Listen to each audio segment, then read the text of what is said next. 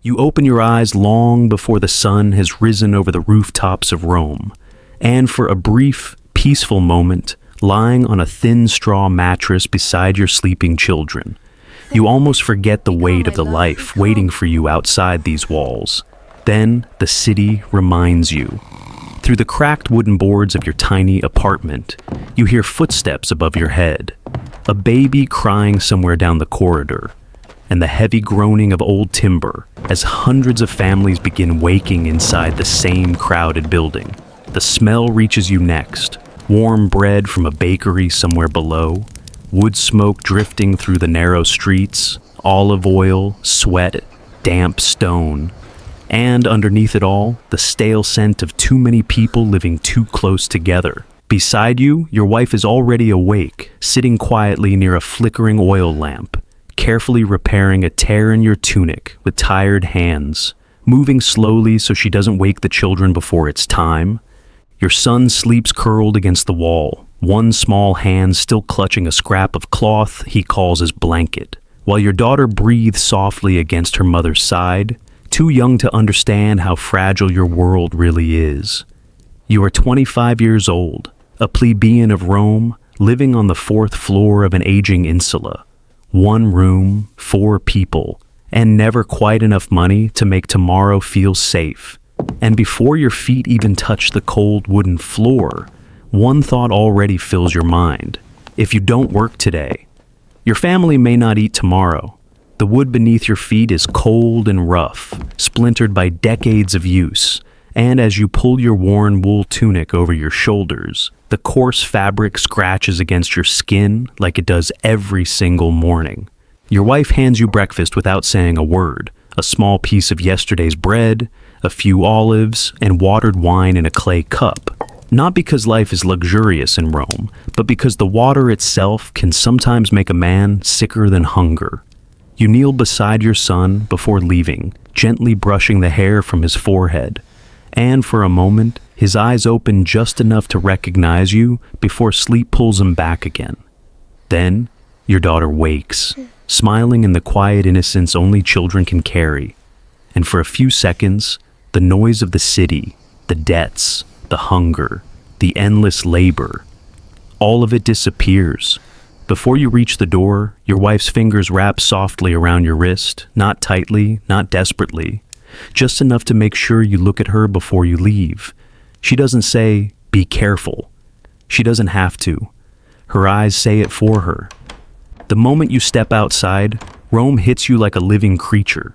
Heat rising from stone streets, animals pulling overloaded carts, merchants shouting in languages from every corner of the empire, and bodies moving in every direction, as if the city itself never truly sleeps. As you descend into the lower streets, you pass traders from Egypt selling grain, sailors from Hispania unloading wine, and soldiers in polished armor who barely glance at men like you as they push through the crowd. Above you, marble statues watch from buildings you will never enter, and temples rise over the rooftops as if the gods themselves live closer to wealth than men ever could. Then, in the distance, you see the open space of the Roman Forum, where senators argue, deals are made, and the future of empires is decided by men whose hands have never carried a single sack of grain. But you don't stop, because power doesn't feed your children. Work does. By the time the sun reaches its highest point, your shoulders are already burning, your hands are blistered, and your back feels older than the 25 years you've spent on this earth. All morning, you've carried sacks of grain, heavy amphorae filled with wine and oil, crates of salted fish, and bundles of goods arriving from lands you will never see with your own eyes. Each trip earns only a few coins, and each coin already has a purpose before it even reaches your hand. Bread, lamp oil, medicine, sandals for your son before winter comes. Around you, men collapse from exhaustion, curses fill the air, arguments break into fistfights, and still the carts keep moving, because in Rome, hunger waits for no one. And no matter how much your muscles scream for rest, your mind keeps repeating the same thing. Keep moving, keep earning, keep them alive. Later, as your work takes you closer to the massive walls of the Colosseum, you hear the crowd before you even see it. Thousands of voices rising together in excitement, laughter, drunken shouting, and the hunger for blood. Men place bets, children sit on their fathers' shoulders. Wealthy women arrive carried in shaded litters, and vendors push through the masses selling bread, wine, and roasted meat. For a moment, you stop carrying your load and listen as the crowd erupts into thunder, knowing somewhere inside that arena, a man may have just lost his life for their entertainment. And for just a second, you wonder if the crowd would cheer for you too. Then you keep walking, because spectacle belongs to Rome, but survival belongs to you. By late afternoon, the heat has settled deep into the stone streets of Rome, and every breath you take feels heavier than the last, thick with dust, smoke, sweat, and the smell of thousands of bodies packed into the beating heart of the empire. Your arms feel numb now, your shoulders barely responding as you lift another sack onto your back, and for the first time all day, you begin counting how many more loads stand between you and home.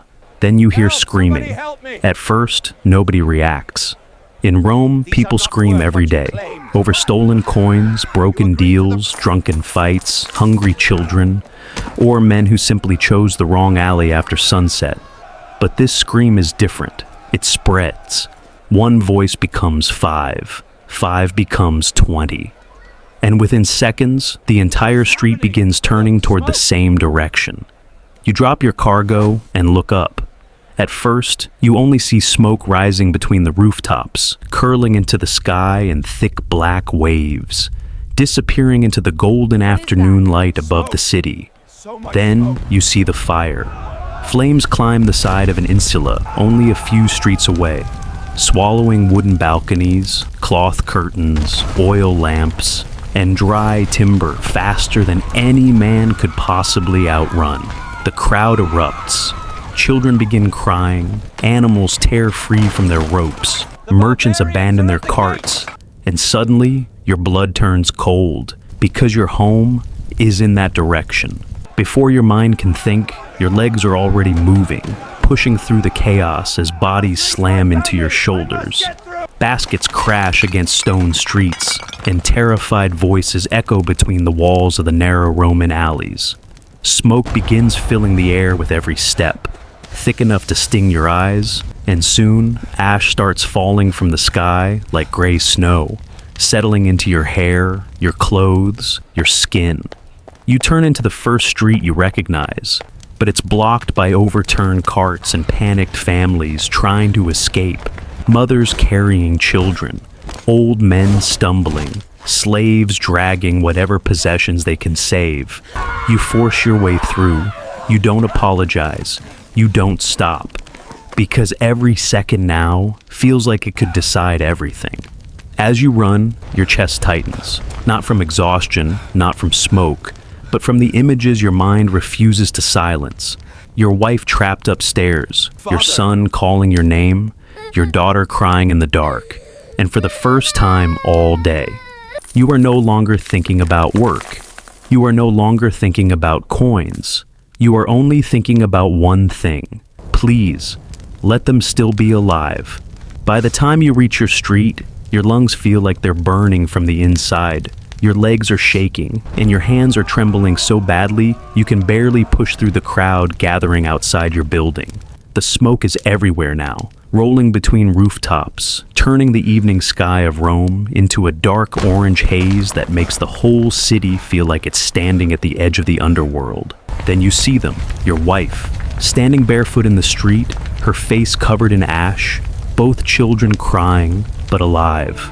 For a moment, your legs stop working, not from exhaustion, not from pain, from relief. You fall to your knees in the middle of the street as your children run toward you, wrapping their tiny arms around your body, while the chaos of Rome continues burning all around you. Your wife kneels beside you, her hands shaking as much as yours, and for several long seconds, nobody says a single word, because there are no words for moments like this. As night falls over the rooftops of Rome, and smoke continues rising into the darkness, you finally understand something that no emperor, no senator, and no crowd inside the arena could ever teach you. In the greatest empire on earth, your world was never the marble temples, never the gold, never the power. Your world was always waiting for you at home, and tomorrow, before the sun rises over Rome once again, you will wake up and do it all over again.